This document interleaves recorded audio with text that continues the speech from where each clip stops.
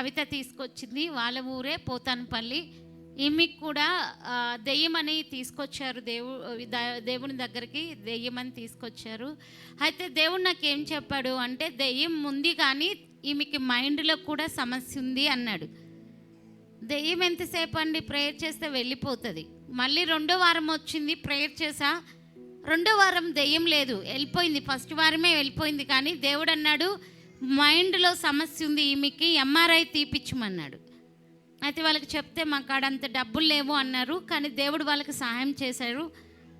హాస్పిటల్కి వెళ్తే ఎంఆర్ఐలో ఏమొచ్చిందంటే ఆమె తలలో రక్తము గడ్డ కట్టిందని వచ్చింది.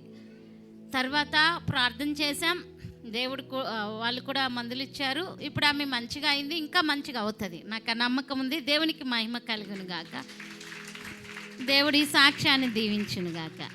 మస్తు ఏడుస్తుండే రాహేలమ్మ, నేనేమైపోతా చచ్చిపోతానని. నువ్వు అంత తేలిగ్గా చచ్చిపోవురా, దేవుడు సాక్షిగా నిలబెడతాడని చెప్పాను. తప్పకుండా దేవుడు గొప్ప సాక్ష్యాన్ని ఇచ్చాడు. దేవుడు ఈ సాక్ష్యాలు దీవించును గాక.